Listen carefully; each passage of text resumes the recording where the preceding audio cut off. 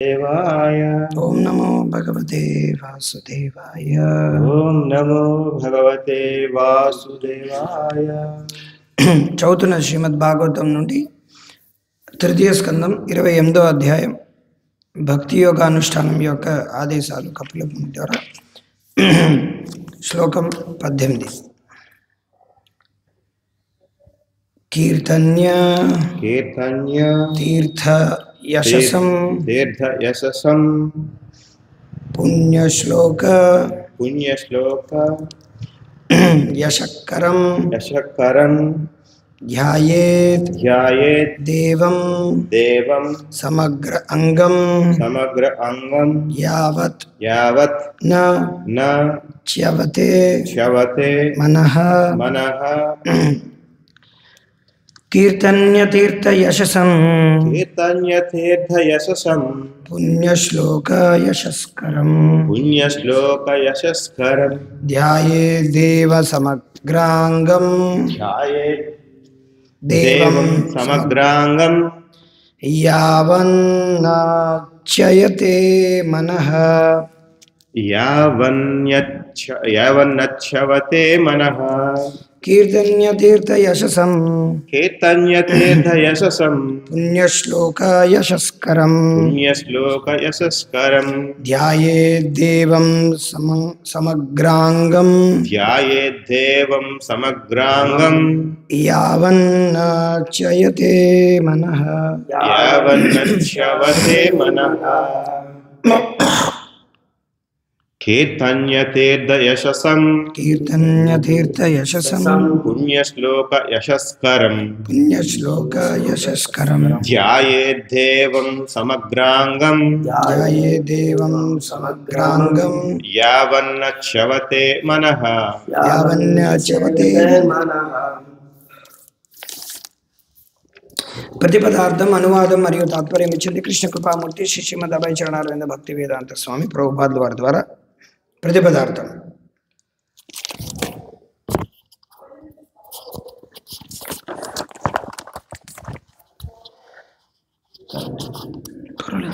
కీర్తన్య కీర్తన్య కీర్తనీయములు కీర్తనీయములు తీర్థ యశసం తీర్థ యశసం భగవన్ మహిమలు భగవన్ మహిమలు పుణ్యశ్లోక పుణ్యశ్లోక భక్తుల యొక్క యశకరం యశకరం మహిమను వృద్ధి చేయునవి వృద్ధి చేయనవి ధ్యాయేత్ ధ్యానింపవలెను ధానింపవలను దేవం భగవానుని సమగ్ర అంగం సర్వ అవయవములు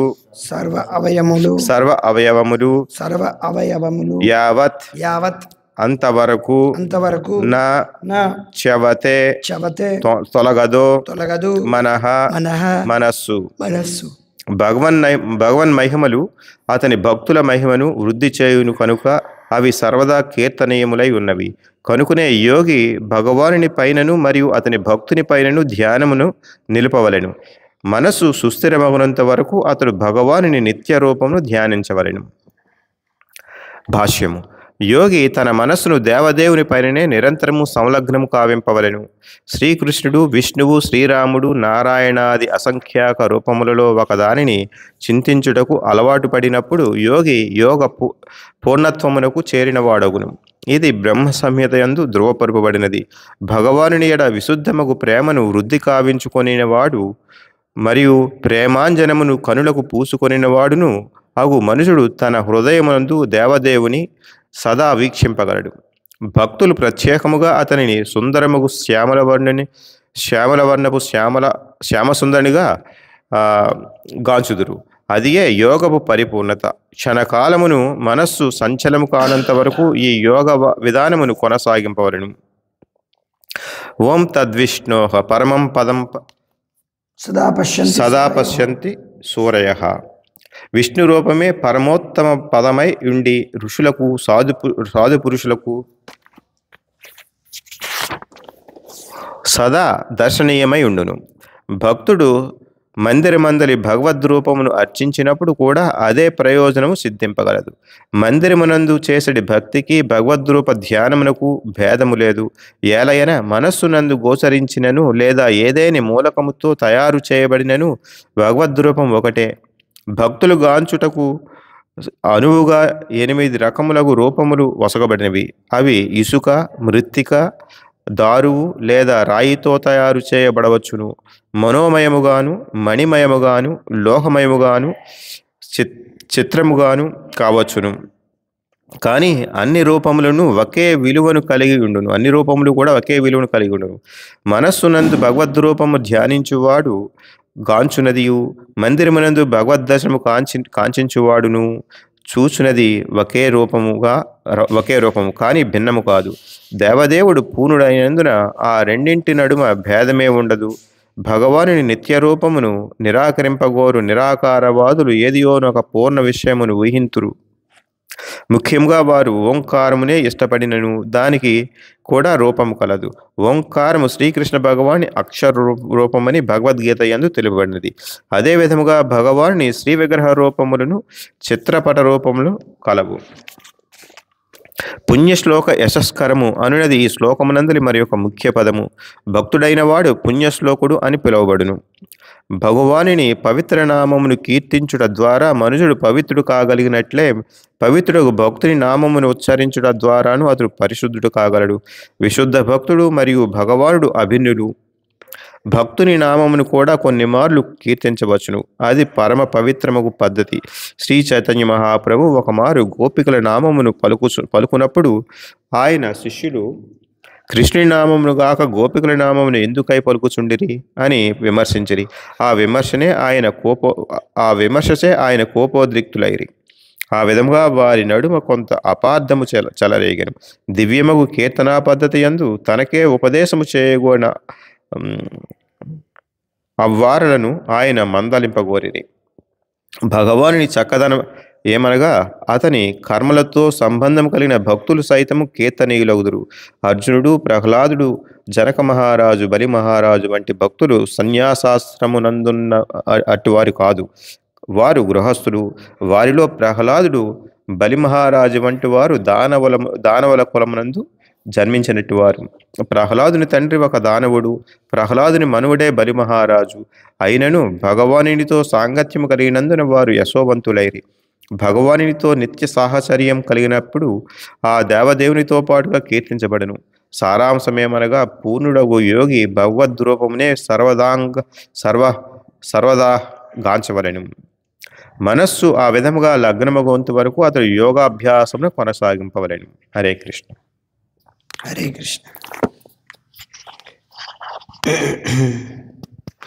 ఓం తత్సతోమజ్ఞానతిమిరాంధస్య జ్ఞానాంజనశలాకయ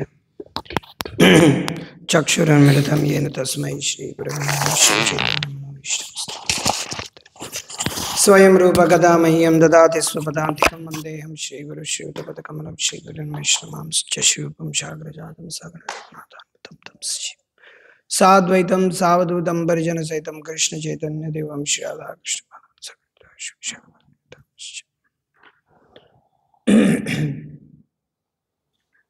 శ్రీకృష్ణ చైతన్య ప్రభు నిత్యానంద శ్రీ అద్వైత గదాధర శివాసతి గౌర భక్తవృంద. హరే కృష్ణ కృష్ణ కృష్ణ హరే హరే, హరే రామ రామ రామ హరే హరే. ముఖం కరుతి వాచలం గలంగాయతి యత్కృపాతమ వందే శ్రీ గురునిర్ధారణం పరమానంద మాధరం శ్రీ చైతన్యేశ్వరం. కథాంచన స్మృతే యస్మిన్ దుష్కరం సుకరం భవేత్ శక్తం ప్రీతిమిషా కృష్ణ చైతన్య సంయుక్తం. यस्य देवे पराभक्तिर्यदा देवे तथा गुरु तस्यैते कथिताय यथा प्रकाशन्ते महात्मनः वागीशाय यस्य वदने लक्ष्मी यस्य सुभक्षस्य शास्त्रे उग्रोपि अनुग्रहीवायं सुभक्तानां केसरी सुपतानां नीशं दन्तप्रविश्यं माजं मां प्रसन्नं श्रवणत्वगादीन् प्राणानमो भगवते पुरुषाय तुभ्यम्.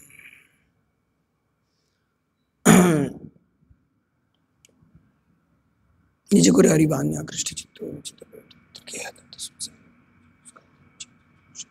पूजयति विकासो भक्ति पूर्वेतेంద్ర. ప్రభుపాదుల వారు చాలా విషయాలు ఈ తాత్పర్యంలో చెప్పారు. ఇలాంటి తాత్పర్యాలు భాగవతంలో కొలలు ప్రభుపాదుల వారు ఎక్కడ పడితే అక్కడ రాసేసారనమాట. ఆయన యొక్క భగవంతుడి పట్ల ఉన్నటువంటి ఆయన యొక్క భక్తి భావన అంతటినీ ప్రభుపాదుల వారు ఆయన యొక్క తాత్పర్యాల్లో రాయిస్తారనమాట. ఎందుకు రాశారు? మనలో ఉన్నటువంటి భక్తి భావాన్ని బయటకు తీయడానికి అనమాట. సో ఇంతవరకు మనం భక్తియుక్త సేవ యొక్క అనుష్ఠానం యొక్క ఆదేశాలను కపిలముని తన యొక్క తల్లి అయిన దేవహూతితో భగవానుడి యొక్క రూపం, దివ్యమైనటువంటి రూపం గురించి ఆయన కీర్తించిన తర్వాత, ఆ దివ్యమైనటువంటి రూపం ఉందంటే అలా నించోలేదన్నమాట. అక్కడ అలా ఉంది, రూపం ఉంది, మనం ఉన్నాం అంతే కాదనమాట. అంటే రెండిటికి మధ్యన సంబంధం ఉందన్నమాట. ఆ సంబంధం గురించి మెల్లిమెల్లిగా ఆయన రాసుకుంటూ వస్తున్నారు ఇప్పుడు. సో ఎవరు వీళ్ళు ఇక్కడ చూస్తున్న వాళ్ళు? భక్తులు అనమాట. సో భక్తులకు మాత్రమే భగవంతుడి యొక్క రూపం ఏమిటి, ఆయన నాలాగే ఉన్నాడే, 2 కాళ్ళు 2 చేతులు అని అనిపిస్తుంది అనమాట మామూలుగా బయట వాళ్ళకి. కానీ ఎప్పుడైతే మనం శాస్త్రం చదువుతామో, శాస్త్రం చదివిన తర్వాత ప్రభుపాదుల వారి యొక్క తాత్పర్యాలు చదివిన తర్వాత ఆ రకంగా మనం ఎప్పుడైతే చూస్తామో, ఓకే భగవానుడు, అక్కడ ఉన్నటువంటి వ్యక్తి భగవానుడు, నేను బద్ధజీవిని అనే ఒక ఆ మాత్రమైనా అండర్స్టాండింగ్ ఉంటుంది, ఆ మాత్రమైనా కొంచెం వస్తుందన్నమాట, కొంచెం స్పృహ వస్తుందన్నమాట. అంతవరకు వాళ్ళు పడుకుంటారనమాట. స్పృహ రావడం అంటే ఏంటంటే నిద్రలో ఉంటారనమాట, ఓ రకమైన మబ్బుల్లో ఉంటారనమాట. చూడండి జనాలు ఇక్కడికి ఇలా వస్తారు, ఇలా వచ్చి ఇలా వెళ్ళిపోతారనమాట. వాళ్ళకేం అర్థం కాదనమాట. ఏమో ఫోటోలు ఏవో పెట్టారు, ఇక్కడేవో నరసింహస్వామి ఉన్నాడు, అక్కడ ఏదో 4 ఇలా వాళ్ళకి ఏదో దండన విధించినట్టు ఏంటో ఇలా నించున్నారు, ఆడేదో 4 కూర్చున్నారు, ఓకే బాగానే ఉంది అని వెళ్ళిపోతారు అనమాట. ఇలా అంటారు, ఫోటో ఇలా తీస్తారు, తీసుకుని వెళ్ళిపోతారు అనమాట. కానీ ఇది కూడా వాళ్ళకి మంచిదే అనమాట. అట్లీస్ట్ వాళ్ళు ఇక్కడ వస్తారు, హరే కృష్ణ మంత్రం వింటారు, ప్రసాదం తీసుకుంటారు. కానీ ఇవన్నీ దేనికి దారి తీయాలంటే వాళ్ళలో ఉండేటువంటి భక్తి భావాన్ని బయటికి తీయాలి. ఎందుకు అలాగంటున్నాం భక్తి భావాన్ని బయటికి తీయాలి? ఎందుకంటే మనందరం కూడా భగవంతుడి యొక్క అంశలం. ఏమిటి చెప్పాడు భగవంతుడు భగవద్గీతలో? మమే మాంసో జీవలోకే జీవభూత సనాతన. సో సనాతన ధర్మం అని ఎక్కడి నుంచి వచ్చిందంటే ఇక్కడి నుంచి వచ్చిందన్నమాట, ఈ శ్లోకం నుంచి వచ్చింది. ఎవరైనా సనాతన ధర్మం భగవద్గీతలో ఎక్కడుంది అని చెప్తే అడిగితే ఇదనమాట, చెప్పాలన్నమాట.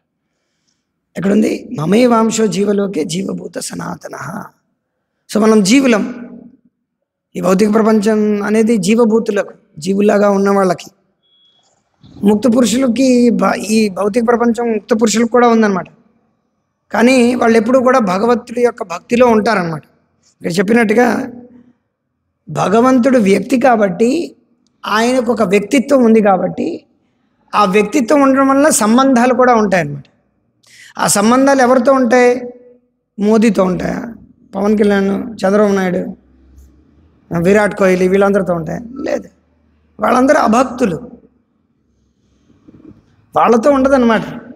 వాళ్ళ కర్మ ప్రకారంగా వాళ్ళు ప్రైమ్ మినిస్టర్లు అవుతారు, చీఫ్ మినిస్టర్ అవుతారు, కొంతమంది పాకి పని చేసుకుంటారు, కొంతమంది ఈ పని చేసుకుంటారు, కొంతమంది సోకాళ్ళు. వాళ్ళ యొక్క కర్మ ప్రకారంగా ఏ పని చేసుకోవాలో ఆ పని చేసుకుంటూ ఉంటారన్నమాట. కానీ ఏ పని చేసుకున్నప్పటికీ వాళ్ళ భక్తులై ఉండడం అనేది ముఖ్యమైనటువంటి విషయం. అది పనితో సంబంధం లేదన్నమాట. ఇప్పుడు ఇక్కడ వాడు చీఫ్ మినిస్టర్ అవ్వచ్చు, వాడు ఆయన భక్తుడైతే అప్పుడు భగవంతుడితో సంబంధం ఉంటుంది అన్నమాట. అంతవరకు భగవంతుడు మధ్యలోకి రాడనమాట. భగవంతుడు ఇదంతా చేస్తున్నాడు, ఇదంతా భగవంతుడు చేయటం లేదు. వాళ్ళ యొక్క కర్మ ప్రకారంగా ఏదైతే చేయాలనుకున్నారో అది వాళ్ళకి 3 గుణాల యొక్క ప్రభావంలో వాళ్ళ యొక్క మనసు, బుద్ధి, అహంకారం ఉంది కాబట్టి వాళ్ళు అలా చేసుకుంటూ వెళ్ళిపోతారు. భౌతిక ప్రకృతి దానికి యాక్షన్, రియాక్షన్, వాళ్ళు చేసినటువంటి కార్యాలకి దానికి పర్యవసానం, ఫలము అన్నీ ఇచ్చేస్తుంటుంది. భగవంతుడు ఏంటంటే ఫెసిలిటీ ఇస్తున్నాడు, అలాగ ముందుకు వెళ్తున్నారు అన్నమాట. కానీ ఎప్పుడైతే భక్తులు అవుతారో చాప్టర్ అంతా డిఫరెంట్ అయిపోతుంది, మొత్తం అంతా మారుతుంది అన్నమాట. ఎందుకంటే మిగతా వాళ్ళతో భగవంతుడు ఏంటంటే మౌనంగా ఉంటాడనమాట. ఎలాగైతే సాక్షిభూతుడు, మౌనంగా ఉన్నాడంటే ఏం మాట్లాడడానికి కాదు, సాక్షిభూతుడుగా ఉంటాడు. గతిర్ భర్త ప్రభు సాక్షి. హరే కృష్ణ. ఏమైంది? సడన్గా ఏదో పెద్ద సౌండ్ వచ్చింది. సో భగవంతుడు ఏంటంటే మిగతా వాళ్ళకి ఏంటంటే సాక్షిభూతుడుగానే ఉంటాడనమాట. ఏ విధంగా అయితే ఒక చెట్టు పైన 2 పక్షులు ఉన్నాయన్నమాట. ఆ 2 పక్షుల్లో ఒక పక్షి ఏం చేస్తుందంటే ఫలాన్ని తింటోంది, ఇంకో పక్షి ఆ ఫలాన్ని తింటున్నటువంటి పక్షిని వీక్షిస్తాం. ఈ ఈ ఉదాహరణ అనేది ఉపనిషత్తుల్లో ఇచ్చారు. ఎందుకని అలా ఇచ్చారు? ఈ శరీరం అనేది ఈ చెట్టు అనేది శరీరంతో పోల్చారు. చెట్టులో ఉండేటువంటి ఈ ఫలాలు ఏవైతే ఉన్నాయో అవి కర్మతో మనం చేసుకున్నటువంటి కార్యంతో పోల్చారనమాట. ఆ కర్మ కానీ ఆ కార్యంలో మనకి ఫలం అనేది పాపం అవ్వచ్చు, పుణ్యం అవ్వచ్చు అనమాట. అందుకే మన చెట్టులో ఉన్నటువంటి ఫలాలు వగరుగా ఉంటాయి, చేదుగా ఉంటాయి, పుల్లగా ఉంటాయి, తియ్యగా ఉంటాయి. ఏ రకమైనటువంటి ఫలమో ఆ రకంగా వాడు తింటాడు. కానీ ఇంకొక అదే చెట్టు మీద ఇంకొక పక్షి ఉంది. ఆ పక్షి ఏంటి? చూస్తోంది అనమాట, వీక్షిస్తుంది. సో అలాగ భగవంతుడు ఏంటి, అందరి యొక్క హృదయాల్లో ఉంటున్నప్పటికీ అది అక్కడ ప్రేరణ అనేది భగవంతుడి దగ్గర వస్తున్నప్పటికీ వాళ్ళ 3 గుణాల్లో ఉండడం వల్ల భగవంతుడు శాస్త్రం నుంచి ఏం చెప్తున్నాడు అనేది వాళ్ళు వినడం అన్నమాట. భగవంతుడు ఏం చెప్తున్నారో వినరు అనమాట. అందుకని భగవంతుడు కూడా ఏంటంటే ఏమీ మాట్లాడకుండా సైలెంట్గా చూస్తూనే ఉంటుంటాడు. కానీ భగవద్భక్తులకు ఏంటంటే చెప్తుంటాడు. ఎలా చెప్తుంటాడు? శాస్త్రం ద్వారా, గురువుల ద్వారా, భగవద్భక్తుల ద్వారా ఆయనకి ఎప్పుడు పడితే అప్పుడు నిర్దేశాలు వస్తూనే ఉంటుంటాయి అన్నమాట. ఏంటి చేయాలి, ఎలా చేయాలి. తన యొక్క మనస్సు, బుద్ధి, అహంకారంలో 3 గుణాలతో ఏది నచ్చితే అది చేయడం అనేది భక్తుడి యొక్క మనోభావన కాదనమాట. ఏది చేయాలన్నా, ఎలా చేయాలన్నా, ఎందుకు చేయాలన్నా సరే తను గురువు, సాధువు, శాస్త్రం ఈ 3 త్రికోణాల యొక్క ప్రమాణం తీసుకొని భక్తుల యొక్క ఆధ్వర్యంలో వాళ్ళు ఏ పనైనా చేస్తారు. ఏదైనా సరే, అది ఇటుక మీద ఇటుక పెట్టాలన్నా సరే, ఎందుకంటే అది భౌతికం కాదనమాట. మామూలుగా భౌతికం వాళ్ళకి ఇటుక మీద ఇటుక పెట్టాలి, రాళ్ళు తీయాలన్నా సరే అది భౌతికంలా కనిపిస్తుంది. కానీ భక్తులకు ఇది మందిరం, ఇది భగవంతుడికి సంబంధించినటువంటి మందిరం. ఇక్కడ భగవద్భక్తులు భగవంతుడి కోసమని మందిరాన్ని నిర్మిస్తున్నారు. ఆ భగవద్భక్తులు మందిరాన్ని ఎవరి కోసం? దీనికి భగవంతుడికి కీర్తన. ఇలా ఇటుక వేయడానికి కూడా భగవంతుడికి సంకీర్తనలో భాగం అన్నమాట. ఇటుకలు చేయడం కూడా భగవంతుడి యొక్క సంకీర్తనలో భాగం అన్నమాట. భగవంతుడి యొక్క కీర్తిని పెంచడంలో ఒక భాగం. ఒక ఇటుక ఇలా పెట్టి పెద్ద భవనాలు, భగవంతుడి కోసం భవనాలు కట్టడం కూడా అది కూడా భగవంతుడికి సంకీర్తనలో భాగం అన్నమాట. అది ప్రజలకి అర్థం కాదన్నమాట. ఎందుకు అర్థం కాదు? ఎందుకంటే మనం ప్రతిసారి మనం నార్మల్గానే ఇల్లు కట్టుకుంటాం కదా, నార్మల్గానే ఎన్నో వెల్డింగ్లు చేస్తాం, నార్మల్గానే కాలువలు తవ్వుతాం, నార్మల్గానే అందరూ కూడా వంటలు వండుతారు, నార్మల్గానే బళ్ళు తొక్కుతారు, నార్మల్గానే సామాన్లు మోస్తారు, నార్మల్గానే బండ్లు నడుపుతారు. ఇవన్నీ జనశ్రవంతిలో చూసేటువంటి కార్యాలన్నీ మనం చూస్తాం. పెద్ద తేడా ఏమీ లేదనమాట. కానీ ఒకటే తేడా ఏంటంటే కృష్ణుడు. ఆ కృష్ణుడు కనుక తీసేస్తే బయట వాళ్ళకి మనకి పెద్ద తేడా ఏటీ లేదు, ఏం తేడా లేదన్నమాట. సో ఎప్పుడు తేడా ఉంటుందంటే అది ప్రజలకు అర్థం కాకపోయినా ఇక్కడికి వచ్చిన వాళ్ళు చాలామందికి ఏంటంటే అది మందిరమా ఏమిటా అని పెద్దగా పట్టించుకోవడం లేదనమాట. వాళ్ళు ఐరన్ని పెట్టామా, ఆ వైర్ అనేది ఇది చేసామా, పెట్టామా, కరెక్ట్గా అన్నీ చేసామా, పెట్టామా, సిమెంట్ అన్నా వేసామా, లేకపోతే అంతా వేసామా, ఇరిపామా, అది తీసామా, లేకపోతే తర్వాత ఇటుకల మీద ఇటుకలు పెట్టామా, ఇది చేసామా, ఇంకో ఊరికి వెళ్ళిపోతారనమాట. వాళ్ళకి పెద్దగా ఆలోచించలేదు మందిరమా అది పెద్దగా పట్టించుకోరన్నమాట. కాకపోయినప్పటికీ వాళ్ళకి అది సుకృతి జరుగుతుందన్నమాట. వాళ్ళ భక్తి సుకృతికి ఒక దారి అనేది వాళ్ళ యొక్క కర్మలో ఒక అత్యున్నతమైనటువంటి మహోన్నతమైనటువంటి కార్యం అనేది ఇక్కడికి వచ్చి చేశారనే విషయం వాళ్ళకి తెలియనప్పటికీను వాళ్ళకేంటంటే భక్తియుక్త సేవలో ఒక్కొక్క ఇటుక పెట్టినట్టు, ఎలాగైతే బ్యాంకులో మనకు తెలియకుండానే కొన్నిసార్లు డబ్బులు వచ్చేస్తాయి మనకి. ఏంట్రా ఎలా వచ్చి లాటరీ టికెట్ కొట్టినట్టు అనమాట. బ్యాంకులో లాటరీ ఎక్కడో తగిలింది, ఒక 2 లక్షలు పడిపోయాయి అనమాట. మనకు తెలియదు అనమాట. కానీ మనం అనుభవించేస్తున్నాం అది. మనకు స్కాలర్షిప్ వచ్చింది. ఎందుకంటే మీరు అటెండెన్స్ బాగా అటెండ్ అయ్యారని చెప్పి మీకు స్కాలర్షిప్ ఇచ్చారు కాలేజీ వాళ్ళు. అబ్బాబా అవునా, థ్యాంక్ యూ అంటే మీకు కొన్నిసార్లు డాక్టరేట్ ఇచ్చేస్తారనమాట. అంటే మీకు తెలియకుండానే మీరు ఏదో మీ ఫీల్డ్లో బాగా చేస్తున్నారని చెప్పి కాలేజీ వాళ్ళు ఎక్కడో పిలిచి మిమ్మల్ని డాక్టరేట్ ఇచ్చారు. మీకు పిలవకుండానే, మీకు తెలియకుండానే కొన్నిసార్లు ఏవేవో జరిగిపోతుంటాయి. ఇంట్లో ఏవేవో వచ్చేస్తుంటాయి అన్నమాట.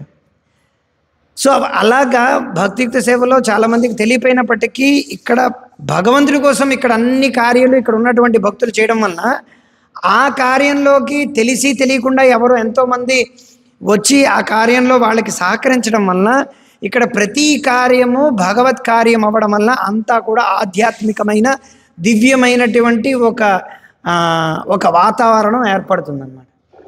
దానివల్ల ఏమవుతుందంటే ఎప్పుడూ కూడా భగవంతుడికి కీర్తనలా ఉంటుంది. ఇక్కడ అందే చెప్తున్నారు ఏంటంటే భగవంతుడికి ఎప్పుడూ కీర్తన చేయడం అనేది ఎప్పుడూ అవసరమే.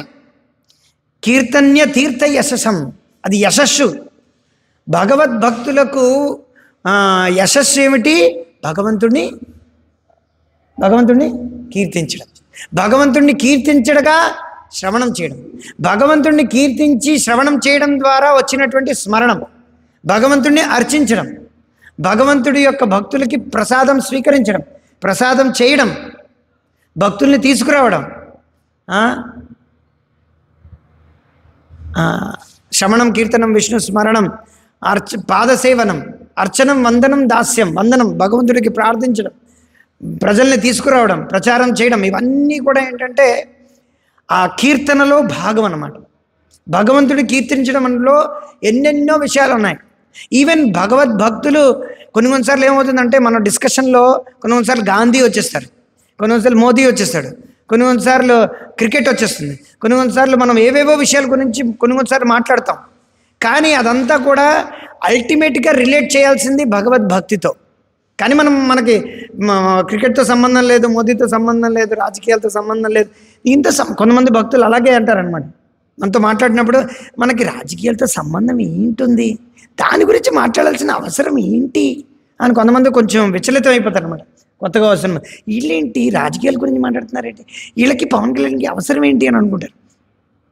ఎందుకు అవసరం అంటే అది ఎంతవరకైతే భక్తియుక్త సేవకి అవసరమో అంతవరకు మాట్లాడటం. కానీ మనకి ఇంకా లోతుగా ఇప్పుడు ఏమిటి జరుగుతుందో అదంతా తెలుసుకోవాల్సిన అవసరం లేదు. ఇప్పుడు ఇండియాకి ఆస్ట్రేలియాకి మ్యాచ్ జరుగుతుందా లేదా మనకి ఎందుకు అవసరం, లేకపోతే ఎక్కడో లాస్ ఏంజలీస్లో ఫైర్ ఏర్పడిందన్నమాట, దానికి మనకి సంబంధం ఏంటి? కానీ మనకి సంబంధం ఈ రకంగా ఉందంటే మనం ప్రజలకు చెప్పాలన్నమాట. ఏమని చెప్పాలి? ఎంతవరకైతే ఈ భౌతిక ప్రపంచంలో మాంసభక్షణ అనేది ఎంతవరకు ఉంటుందో ఈ దావాగ్నులు, ఈ అల్లకల్లోలాలు, ఈ మృత్యువులు ఇవన్నీ ఆగవనే విషయం, ఇది కృష్ణుడితో సంబంధం ఉందన్నమాట ఆ రకంగా. సో అది కీర్తన అనమాట. కీర్తన అంటే మనం కూర్చొని మీరు భగవంతుడి గురించి చెప్పకుండా, భగవద్గీతలో ఏంటో చెప్పకుండా, ఇప్పుడు ఉన్న పర్పట్ ఏదో చెప్పకుండా, ఈ పర్పట్లో ప్రభుపాద అదే రాస్తున్నారు, ఎలా భగవంతుడిని మనసులో ప్రదిలంగా ఉంచుకోవడం, రాముణ్ణి కృష్ణుడి గురించి. భక్తి సిద్ధాంత ఠాకూర్ వారు ఏమంటారంటే కలియుగంలో భగవంతుడి గురించి కన్నా భగవంతుడి గురించి కాకుండా ఉండడం అనేది చెప్పడంలోనే ఎక్కువ సమయం అనేది జరిగిపోతూ ఉంటుందట. అర్థం కాలేదా? అంటే మనం ఇప్పుడు భగవంతుడి గురించి చెప్పాలి, మనం కృష్ణుడి లీలల గురించి చెప్పాలి, కృష్ణుడు ఎలా వెన్న దొంగలించాడు, కృష్ణుడు ఎలా ఇచ్చేసాడు. కానీ ఈ కార్యాలన్నీ భగవంతుడి యొక్క లీలలో కానీ చాలా తక్కువ అన్నమాట. భగవంతుడు చంపినటువంటి అసురులు ఎవరు? పూతన, అఘాసుర, వృత్రాసుర, అఘాసుర, బకాసుర, ఇలా చెప్పి కంసుడు, ఎంతోమంది. అసలు వాటి గురించి చర్చే చాలా ఎక్కువ అన్నమాట. అవునా? సుఖదేవ్ గోస్వామి కూర్చొని రాస పంచమ అధ్యాయం ఐదే రాసలేదు పంచమ అధ్యాయం. కానీ అధ్యాయాలన్నీ కూడా కృష్ణుడు రాక్షసులను ఎలా సంహరించాడనే ఉంటుందన్నమాట. సో మనమేంటి ప్రచారంలో ఏంటంటే మన మనస్సు ఎలా కంట్రోల్ చేసుకోవాలి, 3 గుణాల నుంచి ఎలా బయటపడాలి, మన ఆత్మ, మన శరీరం కాదు ఈ ఆత్మ, తర్వాత బయట 3 గుణాలతో ఎలా బాధపడుతున్నారు, కామ క్రోధ లోభ మోద మత్సర్యాలు ఎలా బయటకు వస్తున్నాయి, మనం మన యొక్క తత్వం ఏమిటి, మతం అంటే ఏమిటి, ధర్మం అంటే ఏమిటి, పాపం అంటే ఏమిటి. కృష్ణుడి కన్నా ఇవే ఎక్కువ మాట్లాడుతున్నాం మనం డైరెక్ట్గా కృష్ణుడి గురించి ఏమైనా మాట్లాడుతున్నావా? కానీ అందరినీ కృష్ణ భక్తులు చేయడానికి మన యొక్క ప్రయత్నం అంతా, ప్రతిదీ కూడా కీర్తన. ఇక్కడ మనం ఆత్మ గురించి మాట్లాడుతున్నాం. దేని గురించి ఆత్మ గురించి మాట్లాడుతున్నాం? ఎందుకంటే ఈ ఆత్మ భగవంతుడి యొక్క అంశ కాబట్టి. మనం ప్రసాదం తినాలని చెప్తాం, బయట ఏది వండినా అది తినకూడదని చెప్తాం. ఎందుకంటే అది ప్రసాదం అనేది భగవంతుడికి సంబంధించింది కాబట్టి. ఈ భగవత్ సంబంధం ఎందుకంటే నిర్బంధే కృష్ణ సంబంధే యుక్త వైరాగ్యం వచ్చతే. సో ఇక్కడ భగవంతుడి గురించి ఏం చెప్తున్నారు? భగవంతుడి గురించి ఎప్పుడూ కూడా కీర్తన చేయడం అనేది ఎప్పుడూ కూడా అవసరమే. ఎందుకు? ఇలా చేయడం ద్వారా భగవద్భక్తుల యొక్క కీర్తన అనేది పెరుగుతుందన్నమాట. ఇక్కడ చెప్తున్నారు చూడండి, ఈ భగవంతుడి యొక్క కీర్తన చేయడం ద్వారా, ఇక్కడ తెలుగులో ఏమిటి రాశారు చదవండి ఒకసారి. భగవాన్ మహిమను అతని భక్తుల మహిమను వృద్ధి చేయుడు కనుక అవి సర్వదా కీర్తనీయములై ఉన్నవి. భగవంతుడి యొక్క భక్తుల యొక్క కీర్తన అనేది ఎప్పుడూ కూడా భగవంతుడి యొక్క కీర్తనని వృద్ధి చేస్తాయి. కాబట్టి అది సర్వదా మనకేంటంటే అది సర్వదా కీర్తనీయములై ఉన్నవి. ఎప్పుడు కూడా కీర్తనీయం ఉన్నది. సో భగవంతుడి యొక్క కీర్తనతో పాటు భక్తుల యొక్క కీర్తన కూడా సైమల్టేనియస్గా జరుగుతుంటుంది. ఫర్ ఎగ్జాంపుల్, మనం ఇక్కడ కూర్చున్నాం, మనం భాగవతం గురించి మాట్లాడుతున్నాం. సైమల్టేనియస్గా మనం ఏం చేస్తున్నాం? ప్రభుపాదులవాన్ని కీర్తిస్తాం. ఎందుకు? ఎందుకంటే దాని యొక్క తాత్పర్యం వివరించి ఎవరు అలా రాస్తారు. ఎంతో రుణపడి ఉన్నాం మనం ప్రభుపాదుల వారికి. మన గురువుకి ఎంతో రుణపడి ఉన్నాం. మనం రుణం తీర్చుకోలేమన్నమాట. ఈ జన్మలకు కాదు, కోటాను కోట్ల జన్మలైనా సరే ప్రభుపాదుల వారి యొక్క రుణం, మన యొక్క గురువు గారి యొక్క రుణం, ఏ భక్తుడి యొక్క రుణం మనం తీర్చుకోలేమన్నమాట. ఎలా తీర్చుకోగలమంటే అట్లీస్ట్ మనం రుణం తీర్చుకోవాలి అనే ఒక ఆశ అనేది ఉండడంలోనే మనం తీర్చుకోగలం. కొంత గొప్ప మనం ఏం చేయలేమన్నమాట. మన వల్ల ఏం కాదనమాట. ఆ విషయం మనం తెలియాలన్నమాట. కొద్దో గొప్ప భగవంతుడిని ఏదో అపశ్రుతో, గొర్రె, తర్వాత గాడిద, తర్వాత గుర్రం కలబోసి ఉండేటువంటి మన స్వరంతో భగవంతుని ఎలా కీర్తించగలం చెప్పండి. గొర్రె గాడిద కూడా మనకన్నా చాలా బాగా పాడుతుంది. గుర్రంలాగా మన గొంతుగా, మన బుర్ర ఏమో ఒకలాగా, మన మనస్సేమో ఎక్కడో, అలా మనం భగవంతుని చూసి హరే కృష్ణ హరే కృష్ణ అంటుంటే భగవంతుడు ఎలా యాక్సెప్ట్ చేస్తాడు? చేయడు. కానీ భగవంతుడు స్వీకరిస్తాడు అనమాట. ఎందుకంటే భావాన్ని స్వీకరిస్తాడు భగవంతుడు. మనం ఏం చేయగలం? మనం ఏం చేయలేం, మనం ఏం తేలేమన్నమాట. ఎలాగైతే చిన్నపిల్లడు బుడ్డి మాటలతో, బుడ్డి చేష్టలతో ఉన్నప్పుడు తల్లిదండ్రి ఎంతో ఆనందించేస్తారనమాట. తండ్రికి, కొడుకు, తల్లికి ఆ మొదట నడక ఎప్పుడైతే కొడుకు కానీ కూతురు కానీ ఇలా మొదట లేచిపోయి ఇలా నడుస్తుంటే తండ్రికి ఆనందం పట్టపగాలు ఉండవన్నమాట. అబ్బా చూడు ఇప్పుడు ఈ రోజుల్లో ఏంటి, వీడియోలు వచ్చాయి. ఈ రోజుల్లో కెమెరా తీసి వీడియో తీసి వాళ్ళు ఇన్స్టాగ్రామ్లోని రీల్లోని పోస్ట్ చేస్తున్నారు. కానీ పూర్వకాలంలో మేము నడిచేవాడు. మా అమ్మగారు ఎప్పుడు చెప్పలేదు, నువ్వు ఎప్పుడు ఫస్ట్ నడిచేవని. ఎప్పుడు మాతో కూర్చొని నాతో చెప్పించలేదు. ఎప్పుడు కూడా నువ్వు ఫస్ట్ నడిచేవరా, ఆ రోజు నా జ్ఞాపకం ఉంది. ఏదో నడిచావు, మాట్లాడావు అంటారనమాట. చిన్నప్పటి నుంచి వాగుడికాయరా బాబు, ఎప్పుడు వెంటనే మాటలు నేర్చేసా ఈ మాత్రం అంటారు. అంతేగాని కూర్చొని పదే దాని గురించి మాట్లాడుకోరు. ముదర టవర్లా మాట్లాడుతున్నావు అంటారు అనమాట. అందుకే తిడతారు కూడా కొన్నిసార్లు, నువ్వు ఎక్కువ మాట్లాడుతున్నావు అంటారు. కానీ ఈ రోజుల్లో ఏమిటి, పిల్లలు కొంచెం అమ్మ నాన్న అమ్మ మొదట అన్నాడు అమ్మ ఇదైపోతుంది అన్నాడు. అమ్మ మొదట అన్నాడు నాన్న. సో ఎలాగైతే ఈ విధంగా తల్లిదండ్రి చిన్న పిల్లవాడి యొక్క చేష్టలు చూసి ఎలాగ ఉప్పు తప్పిపోయిపోయి ఎలాగ ఆనందిస్తారో, మన యొక్క చిన్న చేష్టలు మనం ఏమిటంటే ఈ మాల పట్టుకొని హరే కృష్ణ అంటుంటే భగవంతుడు ఏమిటంటే చాలా ఆనందిస్తాడు అనమాట. వీడు నిద్రించడం లేదనమాట. మనం నిద్రపోతున్నాం కానీ భగవంతుడు ఏమని ఆనందిస్తాడు, వీడు జపం చేస్తున్నాడు. అయ్యే బాబోయ్, వీడు జపమే చేసేస్తున్నాడు రా బాబు, నా నామాన్ని ఉచ్చరిస్తున్నాడు అని చెప్పి భగవంతుడు చాలా సంతోషిస్తాడు అనమాట. ఏ విధంగా అయితే తల్లిదండ్రి చిన్నపిల్లవాడి యొక్క అమ్మ నాన్న లేకపోతే ఏదైనా పద్యం చెప్పాడో, లేకపోతే ఏదైనా శ్లోకం చెప్పాడో, లేకపోతే ఏదైనా చెప్పులు పట్టుకున్నాడో, లేకపోతే బ్యాగ్ పట్టుకున్నాడో, లేకపోతే ఏది పట్టుకున్నా ఆ బరువైన దాన్ని మోసుకున్నా అంటే ఎంత బరువైన దాన్ని మోస్తున్నాడు, కొడుతున్నాడు. అంటే ఏ చిన్న విషయమైనా సరే తల్లిదండ్రికి చిన్నపిల్లలను చూస్తే ఆ ముద్దుగా మాటలు చూస్తుంటే ఎంతో ఆనందంగా ఉంటుంది. అదేవిధంగా భగవంతుడికి మనల్ని అలా చూస్తుంటారు అనమాట. ఏమిటో వీడు అంటే కొంతమంది నాస్తికులు ఏంటంటే భగవంతుడు లేడు అంటుంటారు కదా. కొంతమంది పిల్లలు అలాగే ఏంటంటే నేను అమ్మని చంపేశాను, నేను నాకు అవసరం లేదు అని చెప్పి చిన్న పిల్లల్లాగా అంటుంటారు కదా కొంతమంది సార్లు అంటారు. అలాగా నాస్తికులు కానీ, క్రీస్తువులు కానీ, హిందువులు కానీ అలా కొట్టుకుని ఉంటే ఏమిటంటే భగవంతుడి పైనుంచి ఏమిటో వీళ్ళు పిచ్చి వీళ్ళది అని చెప్పి ఇలా చూస్తూ ఉంటాడు అనమాట. ఏమిటో నన్ను కీర్తించకుండా వీళ్ళు ఎవళ్ళెవళ్ళనో కీర్తిస్తున్నారు, సర్లే అని చెప్పి భగవంతుడు ఏంటంటే చిన్నపిల్లలు చూడండి కొట్టుకుని ఉంటారు. చిన్నపిల్లలు ఎవరు నన్ను తిడుతున్నారు,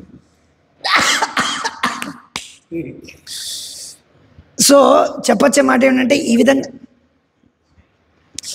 కొంచెం సో ఈ విధంగా మనం ఏంటంటే భగవంతుడిని కీర్తించడం వలన భగవంతుడి యొక్క భక్తుల్ని కూడా మనం కీర్తిస్తున్నాం అన్నమాట సైమల్టేనియస్గా. భాగవతంలో ఒక చోట చెప్పబడింది అనమాట, ఎప్పుడైతే మనం భాగవతం గురించి చర్చిస్తామో భాగవంతుడి గురించి చర్చించిన, భాగవంతుడి గురించి శ్రవణం కీర్తనలో పాల్గొన్న, భాగవతం అక్కడ వితరణ చేసిన ఆ ఇంట్లో భాగవతం శ్రవణం కీర్తనం జరిగినా సరే ఎన్నో రకాలైనటువంటి లాభాలు ఉంటాయి. మొదట ఎవరైతే కీర్తిస్తున్నారో భాగవతాన్ని వాళ్ళకి అది శుభం కలుగుతుంది. ఎవరైతే శ్రవణం చేస్తున్నారో వాళ్ళకి శుభం కలుగుతుంది.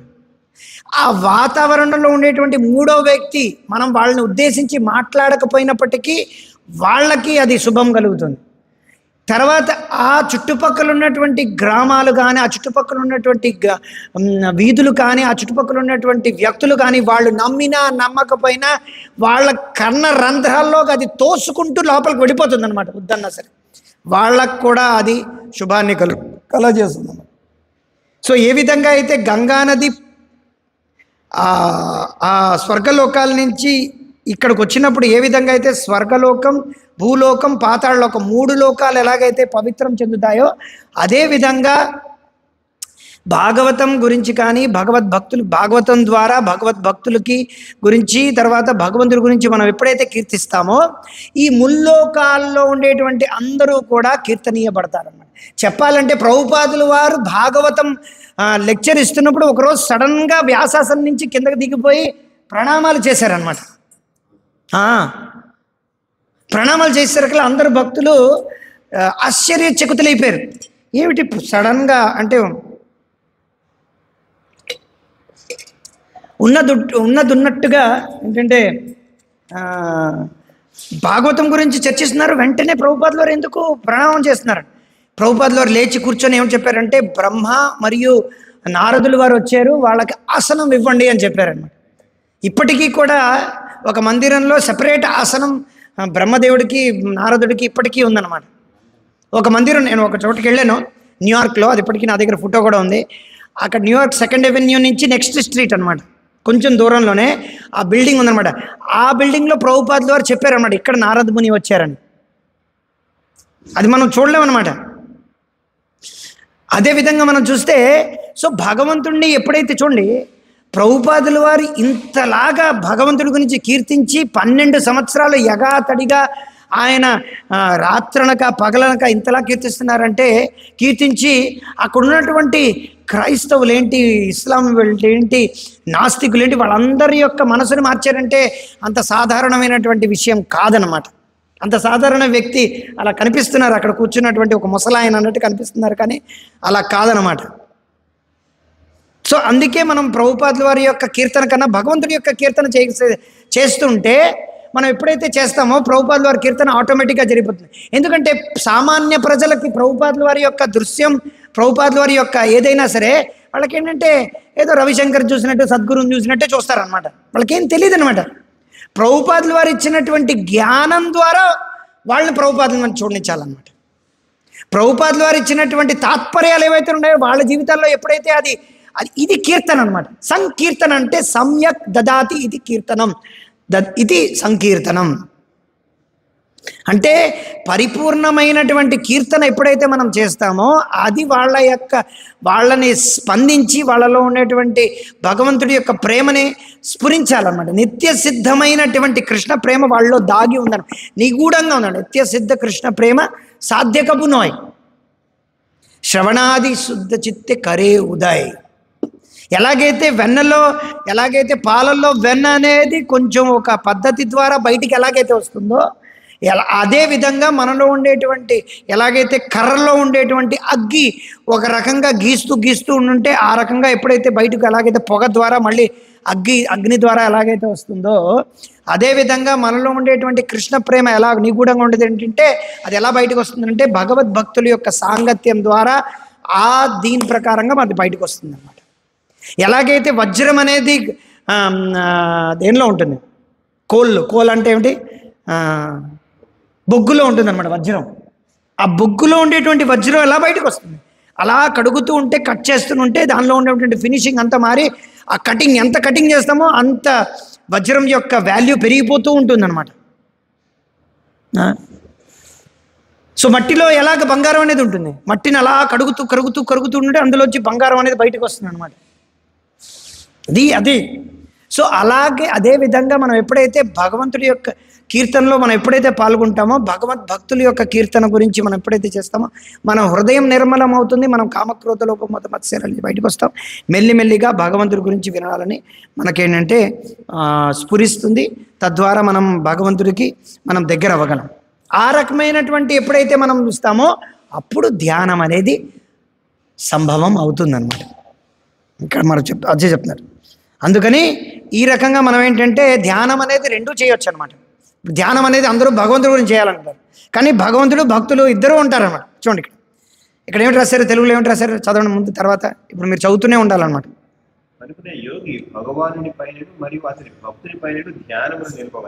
చూడండి ఇక్కడ పుణ్య శ్లోక యశస్కృతం ధ్యాయే దేవ సమగ్రామం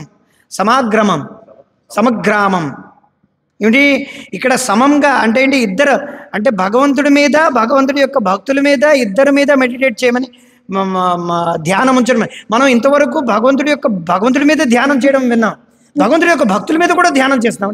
అవును, మనం చెయ్యాలి. మనం ప్రతిరోజు పొద్దున్నే చేసేది ఏమిటి, గురువు అష్టకం, అక్కడ గురువు గారినే మనం ధ్యానిస్తాం. తర్వాత ఏమిటి, మనం హరే కృష్ణ మంత్రం జపం చేస్తాం. జపం చేయడంలో మనం భగవంతుడి మీద ధ్యానం చేస్తాం. మనం గురువు గారిని ఫస్ట్ ధ్యానం చేసిన తర్వాత మనం హరే కృష్ణ మంత్రాన్ని శ్రవణం చేస్తాం. మళ్ళీ శ్రీ గురు చరణ పద్మ, మళ్ళీ గురువు గారిని. సో భగవంతుడి యొక్క భక్తులకి గురించే ఎక్కువగా ఉంటుందన్నమాట. ఇంకా చెప్పాలంటే ఎందుకు భగవంతుడి యొక్క భక్తుల గురించి ఉంటుంది, తద్వారా మనం భగవంతుడి దగ్గరికి వెళ్ళడానికి చాలా మార్గం అనేది చాలా చాలా చాలా సులభం అవుతుంది అన్నమాట. సో ఇక్కడ రెండు ధ్యానాలు ఉన్నాయి, ఒకటి భగవంతుడి మీద ధ్యానం, ఇంకోటి భగవద్భక్తుల మీద ధ్యానం. కానీ మనం ఏంటంటే హరే కృష్ణ మంత్రం జపం చేస్తున్నాం కదా అని చెప్పి మనం భగవంతుడి పైనే ధ్యానం చేయడం లేదన్నమాట. హరే కృష్ణ మంత్రం అంటుంటే అక్కడ శ్రీకృష్ణ చైతన్య ప్రభు నిత్యానంద శ్రీ అద్వైత గదాధర శ్రీవాసది గౌరభక్త వృంద గౌరభక్త వృంద, అది ఇంపార్టెంట్ అనమాట. ఈ ఆరుగురే కాదనమాట, ఈ ఐదుగురే కాదనమాట, పంచతత్వమే కాదనమాట. గౌరభక్త వృంద అంటే ఈ ప్రపంచంలో ఉన్నటువంటి భక్తులందరూ కూడా ఆ గౌరభక్త వృందల మీద మనం ధ్యానం చేయాలి. కృష్ణుడు వాళ్ళ యొక్క భక్తులు అన్నమాట. సో అది చాలా ఇంపార్టెంట్ అన్నమాట. మనం చాలా జాగ్రత్తగా, ఇది మధ్యమ అధికారిలో ఉండేటువంటి విషయం అన్నమాట. కనిష్ట అధికారిలో ఉండేటువంటి ప్రాబ్లం ఏమిటి, సమస్య ఏమిటి, ఆయన ఎప్పుడూ కూడా నేను, నా భక్తి, నా గురువు, నేను, నాది అంటే ఎప్పుడు కూడా తన యొక్క స్వార్థం కోసమే తను చూసుకుంటాడు అనమాట. ఇంకోళ్ళు ఉన్నారా, ఇప్పుడు ఫర్ ఎగ్జాంపుల్ ప్రసాదం ఉందనుకుంటే తాను వేసేసుకోవడం, తినేయడం అని, ఇంకోళ్ళ గురించి ఆలోచించడం పెద్దగా పెట్టుకోడు అనమాట. ఎవరి గురించి అంతలా మాట్లాడడం, ఎవరైనా వస్తున్నా సరే తను అలా వెళ్ళిపోతాడు అనమాట, పెద్దగా ఏం పట్టించుకోడు అనమాట. వస్తున్నామా వెళ్ళామా అన్నట్టుగా ఉంటారు. అది కనిష్ట స్వభావం అన్నమాట. కానీ భజనానందులు ఎలా ఉంటారంటే భజనానందులు ఎప్పుడు కూడా తన యొక్క భజనే చేసుకోవడం ఉండదు, గోష్ఠిలో ఉండడం అనమాట. వాళ్ళు ఇంకోళ్ళతో ఉండడం పెద్దగా నచ్చదనమాట. సో ఇది మనం తెలుసుకోవాలన్నమాట, దీని నుంచి బయటకు రావాలన్నమాట. సో ప్రభుపాదులు వారు అందుకే తన యొక్క తాత్పర్యం ఏం చెప్తున్నారు, భగవంతుడి మీద తన యొక్క ధ్యానాన్ని ఎప్పుడు కూడా పదిలంగా ఉండాలి. ఎప్పుడైతే మనం భగవంతుడి మీద ధ్యానం అనేది ఎప్పుడైతే మనసుకి అలవాటు అవుతుందో, ఇదన్నీ అలవాటు చేసుకోవడం ద్వారా మనం అలా అలవాటు చేసుకుంటాం. ఇప్పుడు సిగరెట్ తాగడం ఎలా అలవాటు చేసుకుంటారు, ఎవడో ఫ్రెండ్ ఇస్తాడు, ఒక్కసారి కొడతాడు, దగ్గు వస్తుంది, దగ్గకురా, ఇది సహజమే అని చెప్పి సిగరెట్ ఒకటి చేతికి ఇచ్చిన తర్వాత మళ్ళీ వాడు సిగరెట్ తాగడం మొదలు పెడతాడు.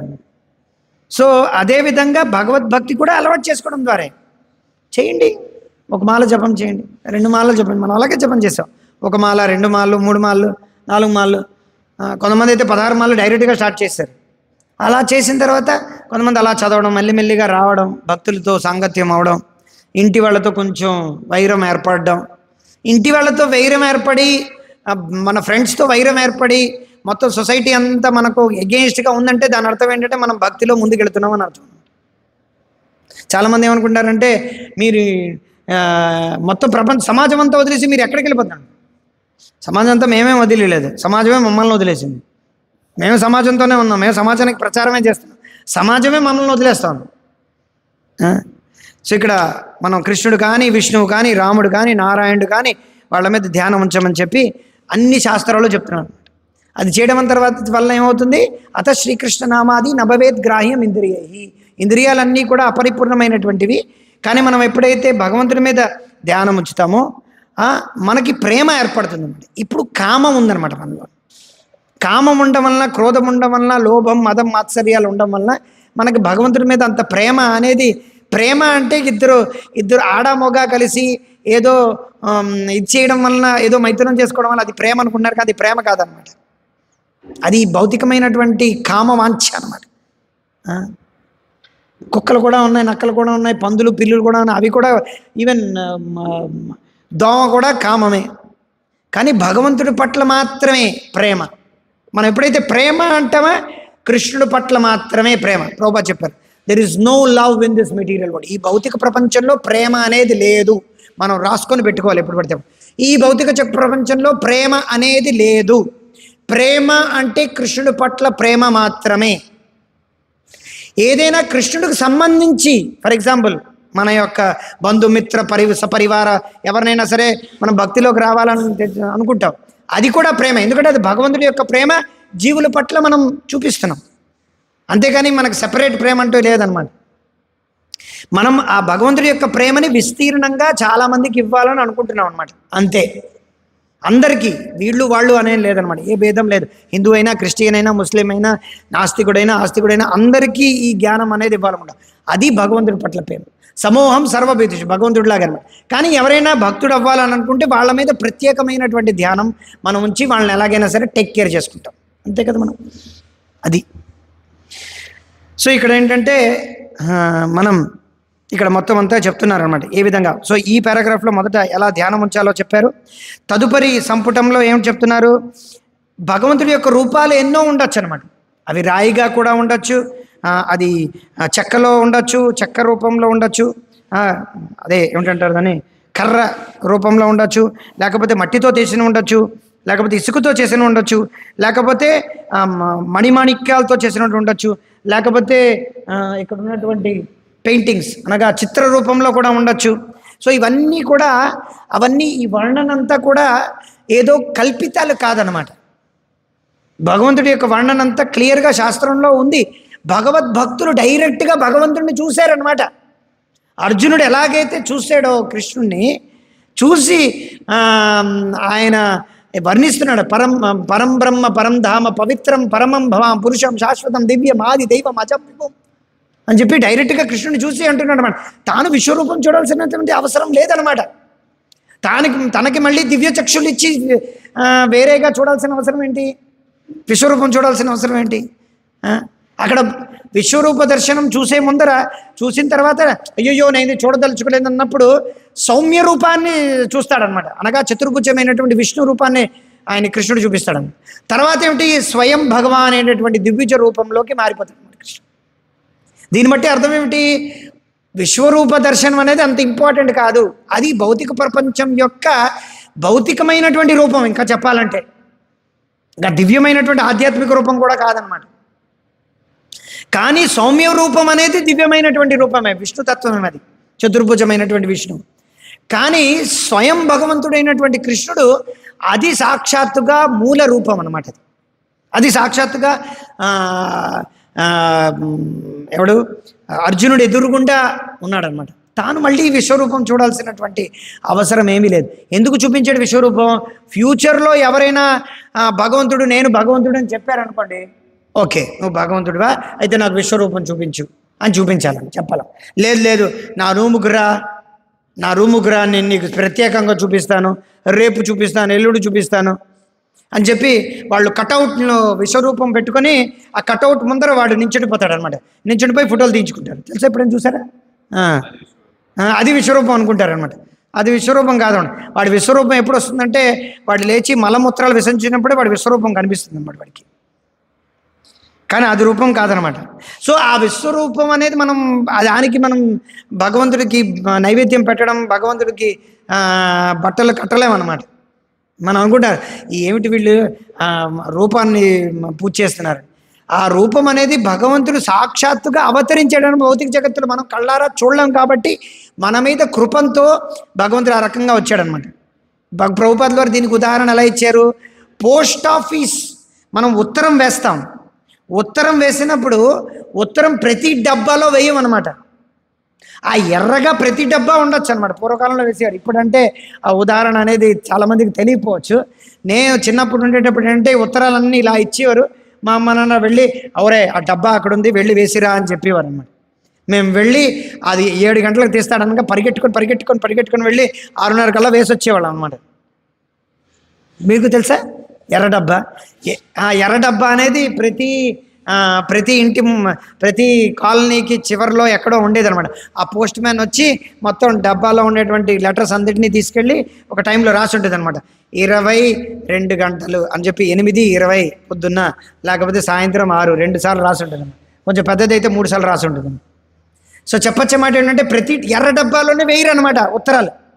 ఆ స్పెసిఫిక్ పోస్ట్ మ్యాన్ గవర్నమెంట్ నిర్ధారించినటువంటి ఆ స్పెసిఫిక్ పోస్ట్ ఆఫీస్లోనే మీరు వెళ్ళి, ఇప్పటికీ కూడా ఆధార్ కార్డు ఎక్కడ పడితే అక్కడ చేస్తారా? వాడు ఆథరైజ్ చేసినటువంటి ఫ్రాంచైజీలో కానీ లేకపోతే ఈ సేవా కేంద్రంలోనే ఆధార్ కార్డు ఇస్తారు. ప్రతివాడు ఆధార్ కార్డు ఇచ్చే బోర్డు పెట్టండి, వాడిని వెళ్ళి లోపల తోస్తారా లేదా? అవునా కదా? ప్రతి చోట ఇన్కమ్ ట్యాక్స్ రిటర్న్ ఫైల్ చేసుకోవచ్చా? ప్రతి చోట మీకు శాలరీలు ఇస్తారా? లేదనమాట. ఇన్కమ్ ట్యాక్స్ డిపార్ట్మెంట్ అంటూ ఉంటుంది, అక్కడే మనం వెళ్ళి రిటర్న్ ఫైల్ చేయాలి. అవునా కదా? సో అదేవిధంగా మనం ఏంటంటే భగవంతుడికి ఏంటంటే ప్రతీదీ విగ్రహం కాదనమాట. అలాంటప్పుడు ఎన్నో విగ్రహాలు వేలాడుతున్నాయి. అదేంటి కాకి రూపంలో వాడే వచ్చి అదే విగ్రహం మీద కాకి రెట్టేసిన తర్వాత వాడి తాలూకు పుట్టినరోజు వచ్చినప్పుడు ఏమిటంటారు దాన్ని, సులభ టాయిలెట్లన్నీ క్లీన్ చేసేటువంటి చీపురు అంతా తీసుకొచ్చి వాడు ముఖం మీద బాగా చేసి పెయింట్లు కొట్టి అదే దాని మీద ఏమిటి చేస్తారు, మాలలు గట్రా వేస్తారనమాట. ఇది విగ్రహ ఆరాధన, ఇది అర్చా విగ్రహారాధన. అర్చా విగ్రహారాధనకి చాలా తేడా ఉందన్నమాట. ఎవరైతే విగ్రహారాధన తప్పు అంటారో వాళ్ళ యొక్క విగ్రహాలన్నీ కూడా బయట ఏమిటి, ఎండకి వానకి అలా తడిసి కాకి రెట్టలకు అలా వేసి, ఇప్పుడు చూడండి బోళ్ళని విగ్రహాలు అన్నీ పడి ఉంటున్నాయి అనమాట. నేను పేర్లు చెప్పను, వాళ్ళు ఎవరో విగ్రహం మీకు అన్నీ బాగా తెలుసును. ఆ విగ్రహాలన్నీ ఇలా వేలు చూపిస్తూ అలా కర్రతో నించుంటూ ఇలా పావురాలు ఎగరేస్తూ, ఇవన్నీ ఏమి లాభం లేదు అలాంటి విగ్రహాలు ఉండడం వల్ల. వాటి కాకి రెట్టలకి అవి బలైపోతున్నాయి అన్నమాట, అంతే తప్ప ఏమీ లేదనమాట. విగ్రహారాధన అంటే మర్యాద ఇవ్వాలి. ఇక్కడ మనం మర్యాద ఇస్తున్నాం చూడండి, ఇవన్నీ మనం ఆరాధిస్తున్నాం. సో ఈ విగ్రహారాధన చేయడం వల్ల ఏమవుతుంది, మనలో మార్పు వస్తుందా లేదా? మనలో మార్పు వస్తుంది. మనం సత్యాన్ని అన్వేషిస్తున్నాం, సత్యాన్ని తెలుసుకుంటున్నాం. ఇంకో విగ్రహారాధన చేస్తే మనకేమిటవుతుంది, మనం కూడా ముందు విగ్రహాలను ఆరాధించాం, ఎన్నో అసత్యమైనటువంటి విగ్రహాలు, వాటి వల్ల మనలో కామ క్రోధం లోభం మోహం పెరిగిందే తప్ప తగ్గలేదన్నమాట. ఇప్పుడు మోహం అనేది పెరుగుతుందా తగ్గుతుందా? ఒకళ్ళు పెరుగుతుందంటే మనలో ఉండేటువంటి సమస్య, కానీ విగ్రహంలో ఏ సమస్య లేదనమాట. అర్చ విగ్రహంలో ఏ సమస్య లేదన్నమాట. భగవంతుడు కృప కొద్దీ మన మీద దయ కొద్దీ మన ముందర ఆ 4 అడుగులు 5 అడుగులు 6 అడుగుల విగ్రహంలా నించున్నాడు అనమాట. అంతేగాని భగవంతుడు 5 అడుగులు 6 అడుగులు కాదనమాట. భగవంతుడు ఇప్పుడు క్షీరోదక్షాయ విష్ణు కారణోదక్షాయ విష్ణు చూసుకుంటే మనం ఎక్కడున్నాం, మనం ఇంతే అనమాట. భగవంతుడు విభు, మనం అణువు. సో మనం ఏంటంటే భగవంతుడి రూపం లేదనక, భగవంతుడి యొక్క రూపం ఆకారం అనేది సచ్చిదానంద రూపమైనటువంటి. సో మనం ఇదివరకు తరగతుల్లో ఎన్నోసార్లు దాని గురించి చర్చించుకున్నాం. నిరాకారమైనటువంటిది కాదు, శాశ్వతమైనటువంటిది, దివ్యమైనటువంటిది, సచ్చిదానందమైనటువంటిది, అనంత కళ్యాణ గుణ విగ్రహమైనటువంటిది అన్నమాట. అది మనం అర్థం చేసుకోవాలి. సో ఇది తర్వాత ఇంకో పదం ఏమిటి, పుణ్యశ్లోక యశస్కృతం. పుణ్యశ్లోక యశస్కృతం అన్న యశస్కరం, పుణ్యశ్లోకం అన్నమాట. భక్తులను పుణ్యశ్లోకం అంటారు. యశస్కరం అంటే ఏమిటి? ఆ యశస్కరం అంటే ఏమిటి? ఇక్కడ ఎన్హాన్సింగ్ ద గ్లోరీ, ఆయన యొక్క విభూతుల్ని, ఆయన యొక్క యశస్సుని కీర్తించడం అన్నమాట. సో భగవద్భక్తులు ఏంటి, భగవంతుడి యొక్క యశస్సుని కీర్తిస్తారన్నమాట. వాళ్ళు పుణ్యం కోసం కీర్తించరు. బయట వాళ్ళు కూడా విష్ణు సహస్రనామం, లక్ష్మీ అష్టోత్తరం అన్నీ చదువుతారు, కానీ వాళ్ళకి పుణ్యం కావాలన్నమాట. కానీ మనకు పుణ్యం వద్దనమాట. అది మనం భగవంతుడిని సంతృప్తి పరచడానికి మాత్రమే మనం కీర్తిస్తున్నాం. ఇక్కడ చెప్తున్నారు భగవంతుడి యొక్క భక్తులు, భగవంతుడు మధ్యన తేడా కూడా లేదనమాట. కానీ కొన్నిసార్లు భగవంతుడి యొక్క భక్తుల యొక్క నామం కూడా కీర్తించడం అనేది కూడా ఈ పద్ధతిలో భాగమే అని చెప్తున్నారు. కానీ జనరల్గా మనం భగవంతుడి యొక్క నామంనే జపం చేస్తాం, కానీ భగవంతుడి యొక్క భక్తుల యొక్క నామం జపం చేయడం ద్వారా కూడా మనకి పవిత్రం కలుగుతుందన్నమాట. మనం ఏమిటి చెప్తాం, హరే కృష్ణ మంత్రం జపం చేసే ముందర ఏమిటి చెప్తాం, శ్రీకృష్ణ చైతన్య ప్రభు నిత్యానంద శ్రీ అద్వైత గదాధర్ శ్రీవాసది గౌర భక్త బృంద అని చెప్పి పంచతత్వ మంత్రం చెప్పి వాళ్ళందరూ భక్తులు అనమాట. కానీ దానికన్నా ముందర ఇంకేం చేస్తాం, నమో విష్ణుపాదాయ అని చెప్పి ప్రభుపాదుల వారి ప్రణామ మంత్రం, దానికన్నా ముందర మన యొక్క గురువు యొక్క ప్రణామ మంత్రం కూడా జపం చేస్తాం. సో వీళ్ళందరూ భగవంతుడి యొక్క భక్తులు అనమాట. తద్వారా మనకి భక్తియుక్త సేవలో మనకి ఇచ్చారు అనే ఒక థ్యాంక్స్ చెప్పుకున్నాం. ప్రతిసారి వాళ్ళ యొక్క నామాన్ని ఉచ్చరించడం ద్వారా, అయ్యో నా గురించి ఎంతో తపస్సు చేసి ఈ భౌతిక ప్రపంచంకి వచ్చి నన్ను నాలాంటి దీన హీన నీచ పాపి నికృష్ట ఇలాంటి వెధవ ఈ లోకంలో ఎవడు లేడు అని చెప్పి మనం దీనంగా మనం ఏంటంటే మన గురువుకి పంచతత్వానికి ప్రార్థిస్తూ, తద్వారా మనం ఏంటంటే హరే కృష్ణ మంత్రంలోకి జపం చేయడానికి మనం పూనుకుంటున్నాం. ఈ రకమైనటువంటి ప్రార్థన ఉండడం వల్ల మనం ఏంటంటే అక్కడ కూడా పవిత్రం అవుతున్నాం. ఇంకా శాస్త్రంలో చెప్పబడింది, నిత్యానంద గౌరాంగ అనే నామాలనే ఎక్కువ జపం చేయడం వల్ల మనకు ఎక్కువ అవుతుందన్నమాట. కానీ మనం అలా చేయటం లేదు. కొంతమంది ఉన్నారు గౌరాంగ గౌరాంగ నిత్యానంద నిత్యానంద గౌరాంగ గౌరాంగ నిత్యానంద, వాళ్ళు అలాగే జపం చేస్తారనమాట. కరెక్టే, మంచిదే.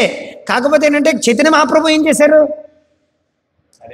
హరే కృష్ణ కృష్ణ కృష్ణ హరే హరే హరే రామ రామ రామ హరే హరే అని చెప్పారనమాట.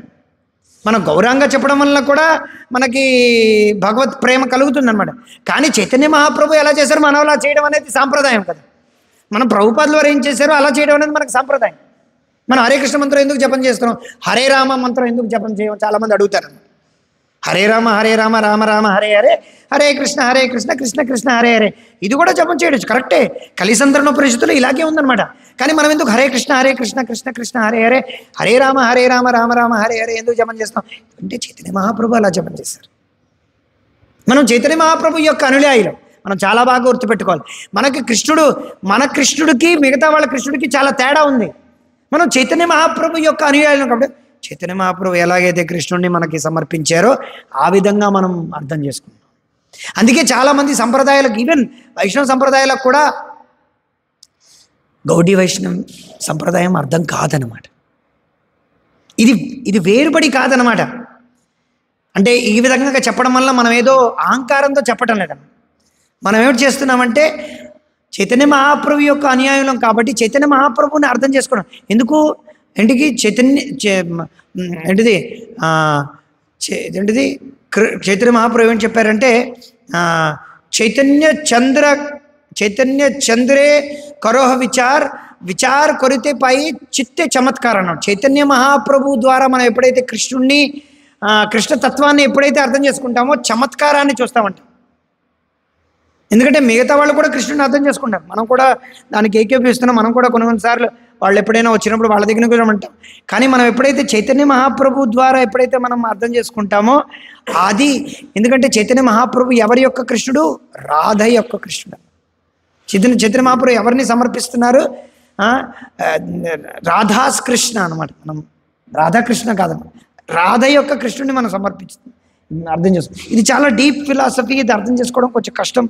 ఇదేంటంటే చైతన్య మహాప్రభు యొక్క అనుయాయులు ఎవరైతే శ్రీరూప సనాతన భట్ట రఘునాథ్, శ్రీ జీవ గోపాల దాస రఘునాథ్, ఈ షడగోస్వాముల ద్వారా మనకు అర్థమవుతుంది అన్నమాట.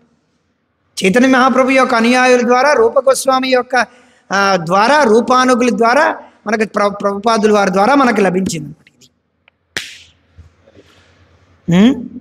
ఇది అందుకే మనకి మిగతా వాళ్ళకి ఇది అర్థం కాదనమాట. ఇది బెంగాలీ వైష్ణవులు కాదనమాట. అర్థం చేసుకోవాలి. మనం గౌడీ వైష్ణవులు అంటే ఏమిటి? మనం ఏమిటంటే శ్రీమతి రాధారాణి యొక్క భక్తులం. కానీ మనం ఎప్పుడు హరే కృష్ణ మంత్రమే జపం చేస్తాం. ఎందుకంటే శ్రీమతి రాధారాణి హరే కృష్ణ మంత్రమే జపం చేస్తుంది. ఇప్పుడు కృష్ణుడి యొక్క నామాన్నే జపం చేస్తుంది. అందుకే మనం కృష్ణుడి యొక్క నామాన్నే జపం చేయాలన్నమాట. సో ఈ రకంగా మనం ఏంటంటే ఎంతోమంది భక్తులు ఉన్నారు. అర్జునుడు ఉన్నాడు, ప్రహ్లాదుడు ఉన్నారు, జనక మహారాజు ఉన్నారు, బలి మహారాజు ఉన్నారు. వాళ్ళందరూ కూడా గృహస్థులే అనమాట. వాళ్ళెవరూ కూడా త్యాగమూర్తులు. తర్వాత త్యాగం చేసి సాధువు అంటే చాలామంది ఏమనుకుంటారంటే కాషాయ వస్త్రాలు ధరించి చెయ్యిలా పెట్టి ఒక 50 సంవత్సరాలు బట్టి చెయ్యిలా ఉంచుకొని గంజాయి చేసిన వాడే సాధువు అనుకుంటారు అనమాట. చాలామందికి తెలియదు అనమాట. కుంభమేళ వస్తున్నటువంటి ప్రతివాడు సాధువేనే అనుకుంటారు. కరెక్టే, ఒక రకంగా చెప్పాలంటే వాళ్ళ యొక్క ఆస్టెరిటీ తపస్యకి మనం మెచ్చుకోవాలి. మనం అలాంటి తపస్సు చేయలేము అనమాట. ఇలా చేయడం, చెయ్యి పెట్టి, లేకపోతే రాత్రులు అలాగే ధ్యాన మరుగుదరడం మనం చేయలేం. వాళ్ళ యొక్క తపస్సుకి మనం జోహార్లు అర్పించవచ్చు. కానీ కృష్ణుడు భగవద్గీతలో సాధు అంటే ఏమిటి? తన గురించి భక్తియుక్త సేవలో నిష్టగా ఉన్నవాడే సాధు అని చెప్తున్నాడు. అపచేత్సు దురాచారో భజతే మాం అనన్యభాగ్. తనకి భజన చేసినవాడు అనన్యభాగ్, అది సాధువు అని చెప్తున్నాడు అనమాట. సాధు అంటే ఎవరు? సత్యం కోసం, అనగా పరమ సత్యం కోసం తన జీవితాన్ని త్యాగం చేసినవాడు సాధువు అనమాట. పరమసత్యం కోసం ప్రచారం చేసినవాడు సాధువు అనమాట. అది గృహస్థుడు అవ్వచ్చు, కాషాయం వస్త్రం ధరించవచ్చు, కాషాయ వస్త్రాలు ధరించకపోవచ్చు. తన కృష్ణుడు భగవంతుడు ఏ రకంగా అయితే శాస్త్రంలో చెప్పాడో ఆ రకంగా ఫాలో అయినట్టుగా ఉన్నాడు. తన గృహస్థ జీవితం కోసం అని చెప్పి బయట పనిచేయవచ్చు, ఫ్యాక్టరీలో పనిచేయచ్చు. ఏదో ప్రభుపదలో తాత్పర్యాల్లో రాస్తారు, మా యొక్క భక్తులు ఎంతోమంది ఫ్యాక్టరీలో పనిచేస్తున్న వాళ్ళు చాలామంది ఉండొచ్చు, కానీ వాళ్ళ యొక్క శాలరీ అంతా మాకే ఇచ్చేస్తున్నారని చెప్పి ప్రభుపదలో రాశారు, చెప్పారు. వాళ్ళ యొక్క శాలరీ అంటే కొంతమంది ఇవ్వచ్చు, పూర్తిగా ఇవ్వచ్చు, కొంతమంది కొంచెం ఇవ్వచ్చు. కానీ ఏదో రకంగా వాళ్ళు 4 నియమాలు పాటించి మనిషిగా వాళ్ళు భగవంతుడి ప్రసాదం తీసుకొని భగవంతుడి నామాన్ని జపం చేస్తున్నారు. అది కాదు. కొంతమంది మందిరంలో నివసించవచ్చు, కొంతమంది మందిరం బయట నివసించవచ్చు. ఎలాగైనా మన యొక్క అనుకూలమైనటువంటి వాతావరణం ఎక్కడ కనిపిస్తే అక్కడ మనం నివసించి ఏమిటి చేయడం? భగవద్భక్తి చేసుకోవడం, అది ముఖ్యమైనది. సో ఈ రకంగా ఎప్పుడైతే చేస్తారో వాళ్ళని యోగి అంటారు, వాళ్ళని సాధు అంటారు, వాళ్ళని భక్తుడు అంటారు. కాషాయ వస్త్రాలు ధరించేరా, మందిరంలో ఉంటున్నారా లేదా అనేది ముఖ్యం కాదనమాట. ఇక్కడ మనం చాలా బాగా అర్థం చేసుకోవాలి. సో అది ఇంకా చాలా మాట్లాడచ్చు. ఈ రోజుకి మనం ఆపుతాం. హరే కృష్ణ కృష్ణ కృష్ణ హరే హరే, హరే రామ రామ రామ హరే హరే. వాంఛాకల్పతరుభ్యశ్చ కృపా సింధుభ్యశ్చ పతితానాం పావనేభ్యో వైష్ణవేభ్యో నమః. ఏవైనా ప్రశ్నలు, సూచనలు ఏమైనా ఉన్నాయా?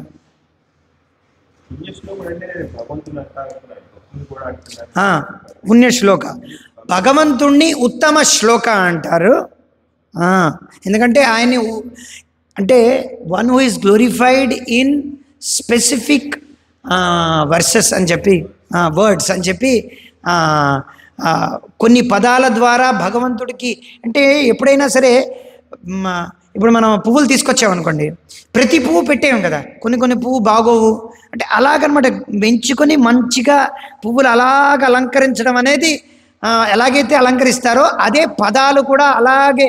ప్రతి పదం ఏంటంటే ఏంటిది, అన్నమాచార్యులు వారు అంటారు, ఏంటిది ఆయన అన్నమాచార్యుల కీర్తనలో కూడా ఉందన్నమాట. నాకు పేరు మర్చి, అది చాలా మంచి కీర్తన. సో ఈ పదాలన్నీ కూడా ఎంచుకొని వ్యాసదేవుడు కానీ, తర్వాత వాల్మీకి కానీ, మిగతా భక్తులు కానీ వాళ్ళు ఏం చేశారంటే ఎంచుకుని పదాలు ఏంటంటే భగవంతుడికి అలాగా మాలలా సమర్పించుకున్నారనమాట. ఉత్తమం, ప్రతి పదము ఉత్తమమే. ఎందుకంటే కృష్ణుడు భగవద్గీత అని చెప్తున్నాడు, అన్ని పదాల్లోని ఆరంభం ఆతో స్టార్ట్ అవుతుంది అనమాట. అక్ష చూడండి, అక్షరాలు అంటే ఎందుకంటారు? ఆ నుంచి క్ష వరకు అక్షరాలు అంటారు కదా. అక్షరాలు ఎందుకంటారు? క్ష అంటే ఆ నుంచి అక్ష వరకు ఉండేటువంటి అక్షరాలన్నీ కూడా భగవంతుడి దగ్గర నుంచే వచ్చాయి. అందుకే మనం ఏది కూడా కింద రాయకూడదు అనమాట. చాలామంది రాస్తారనమాట, కింద రాస్తారు చూసారా. కొంతమంది కింద రాసేసి దానిపైన నడుస్తూ ఉంటారు. కిందన ఏది రాయకూడదు అనమాట. ఏది రాయాలంటే పైన రాయాలి, ఇక్కడ రాయాలి, మనకన్నా ఎక్కువగా ఉండేటట్టు రాయాలి. ఈవెన్ ప్రతి పదము భగవంతుడు, ప్రతి పదము కూడా ప్రతి అక్షరం కూడా భగవంతుడినే సంకేతిస్తుంది అన్నమాట. ఎందుకంటే ఆ క్ష ప్రతి పదము భగవంతుడికే, ప్రతి పదము బ్రహ్మ పదం అన్నమాట. సో కాబట్టి భగవంతుడు ఉత్తమ శ్లోకం ఉన్నాయి. ఆయన్ని కీర్తించడానికి ఉండేటువంటి భక్తులందరినీ పుణ్య శ్లోకం అంటారు. ఆ కీర్తనని పుణ్య శ్లోకస్య కీర్తనం అంటారు అన్నమాట. ఇదంతా చాలా తత్వం చాలా లోతుగా ఉన్నటువంటిది అనమాట. ఏదో ఉట్టినే రాయటం లేదు ఇక్కడ.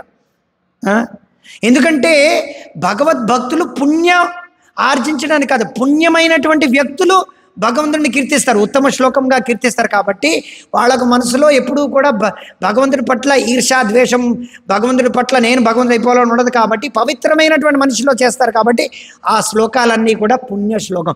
అందుకనే భగవద్భక్తుల్ని ఏమనంటారు? పుణ్య శ్లోకం అంటారు అన్నమాట.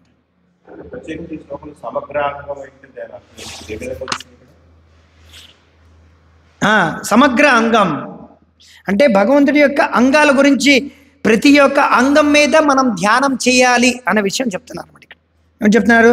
ధ్యాయేత్ దేవం సమగ్రామం, సమగ్రాంగం. ధ్యాయేత్ అనగా ధ్యానం చేయాలి. ఎవరిపైన? దేవం, భగవంతుడి పైన. సమగ్రాంగం అన్ని అంగాల పైన. సో భగవంతుడు అంటే భగవంతుడు ఒక వ్యక్తి, భగవంతుడి యొక్క రూపం ఉంది, ఆయనకి అంగం ఉన్నాయి. అంగానీయస్య సకలేంద్రియ వృత్తిమంతి పశ్యంతి పాంతి కలయంతి చిరం జగంతి. అంటే ఏంటి? అంగానీయస్య సకలేంద్రియ అంటే ఏంటి? ఆయన యొక్క ప్రతి అంగము ఇంకో అంగం, మన యొక్క అంగం చెయ్యి ఏమిటి చేయగలదు? కొన్ని పనులు మాత్రమే చేయగలదు. గోకగలదు, తినగలదు, కొట్టగలదు, పాకగలదు, కొట్టగలదు, అంతే. ఇంతవరకే. ఎత్తగలదు, దింపగలదు. ఇంకేమిటి చేయలేదు? చెయ్యి టేస్ట్ చూడలేదండి, సింపుల్ అండి.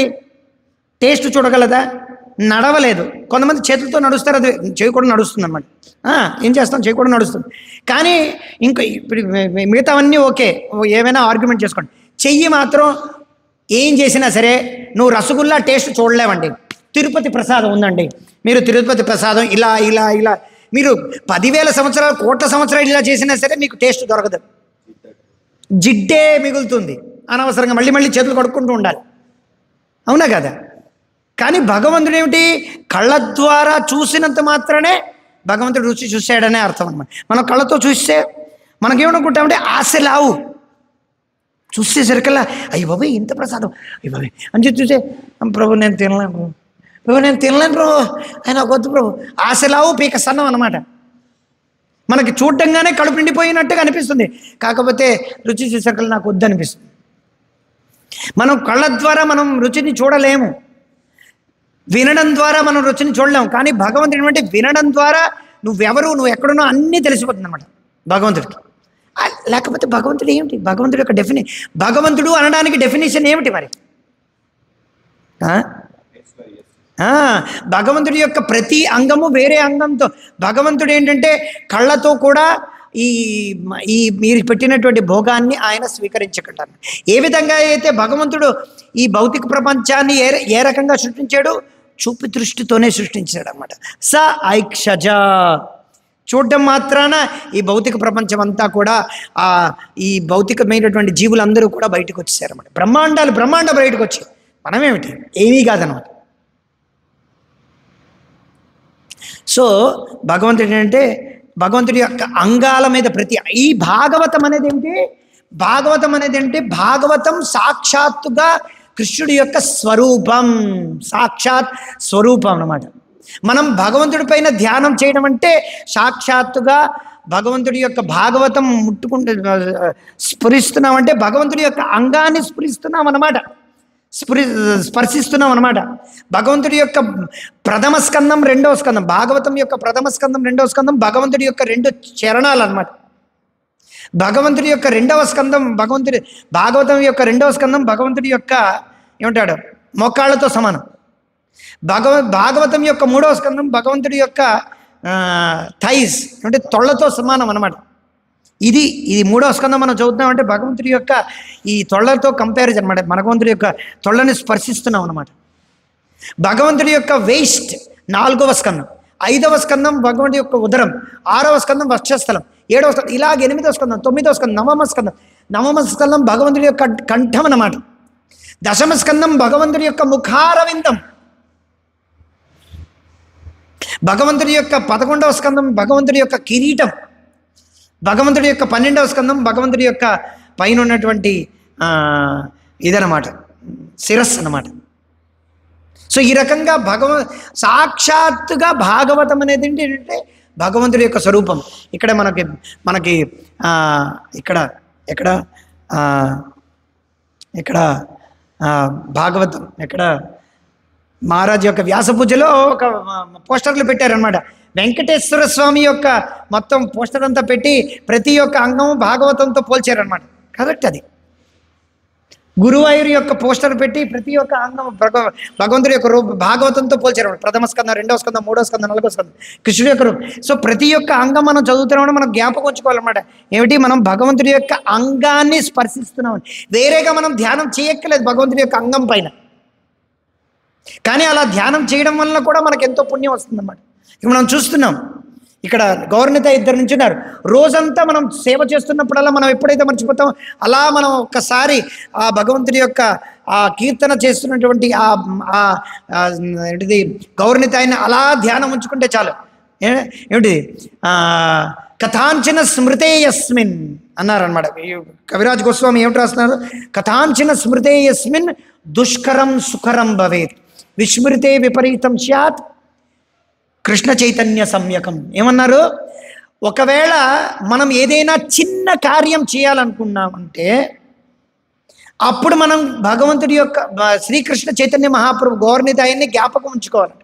చిన్న కార్యం, ఆ కార్యం చిన్న కార్యం అయినప్పటికీ అది చాలా పెద్ద కార్యం అయిపోతుంది చేయడం. అది చాలా దుష్కరమైనటువంటి, ఇలా చెప్పారు, చాలా దుష్కరమైనటువంటి కార్యం, చాలా కష్టతరమైనటువంటి కార్యం.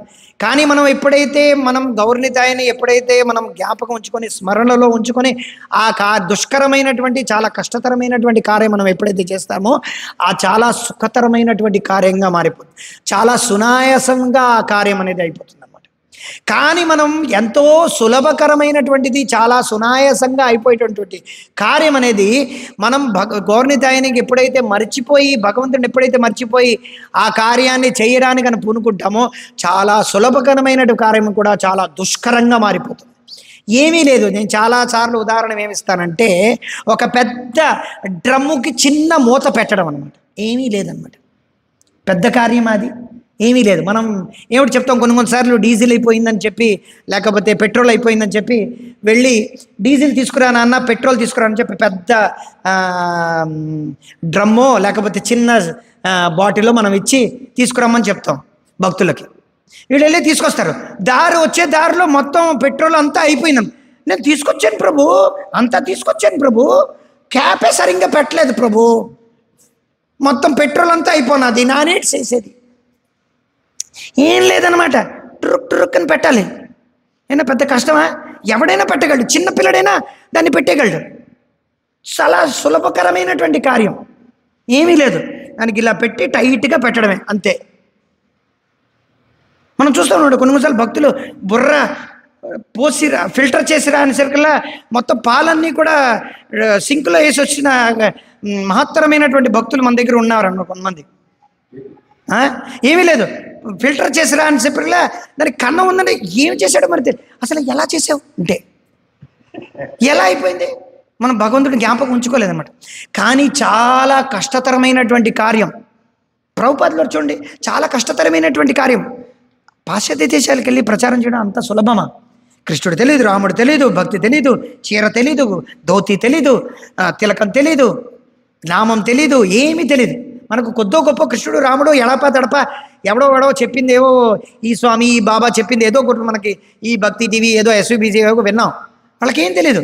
కానీ ప్రభుపాదులు వారు చైతన్య చరితామణి జ్ఞాపకం తెచ్చుకున్నారు, కృష్ణుడి జ్ఞాపకం తెచ్చుకున్నారు, ఎన్నో పద్యాలు రాశారు, ఎన్నో పాటలు రాశారు జలదూతలు వెళ్ళినప్పుడు. ఈ కార్యం అంతా ఇలా చేశారు ప్రభుపాద. ఇలా 400 రూపాయలతో వెళ్ళినటువంటి మనిషి 4000 కోట్ల ఆస్తి గణించారు ప్రభుపాద. 4000 కోట్లు. ఎక్కడా బిజినెస్ లేదనమాట. ఇలాంటి అదంతా ఏమిటంటే చైతన్య మహాప్రభు ఆయన యొక్క స్మరణలోంచి ఎప్పుడూ విస్మృతి లేదనమాట. ఎప్పుడు కూడా. ఎప్పుడైతే మనం అటువంటి కార్యం చేస్తామో, ఏది చేసినప్పటికీ మనం మనం మనం ఎప్పుడైతే వంట ప్రారంభిస్తున్నామో, భగవంతుడి కోసం వండాలనుకుంటున్నామో, లేకపోతే పిచ్చేయాలనుకుంటున్నామో, ఆచరణ ప్రతి చోట మనం ఏంటంటే ధ్యానం చేయాలంటే నాకు భక్తి, శక్తి, యుక్తి, బుద్ధి లేవు. భగవంతుడా, చైతన్య మహాప్రభు నన్ను ఈ కార్యంలో ఉంచినటువంటి మీరు, ప్రభుపాదుల వారు, మా గురువు గారు, ఇక్కడ ఉన్నటువంటి భక్తులు నాకు ఏదో రకంగా ఒక అవకాశాన్ని ఇస్తున్నారు, నేను సద్వినియోగం చేసుకోవాలి బాబు అని మనం ఎప్పుడు పడితే అప్పుడు నమస్కారం పెట్టుకోవాలి. ఆ నమస్కారమే మనకి చివరికి మనకు భగవంతుడు జ్ఞాపకం ఉంచుకోలేకపోయినా భగవంతుడు మనల్ని జ్ఞాపకం ఉంచుకుంటాడు అన్నమాట. హరే కృష్ణ కృష్ణ కృష్ణ హరే హరే, హరే కృష్ణ హరే కృష్ణ కృష్ణ కృష్ణ హరే హరే, హరే రామ రామ రామ హరే. శ్రీమద్ భాగవతం కీ జాయ్. శ్రీమద్ భాగవతం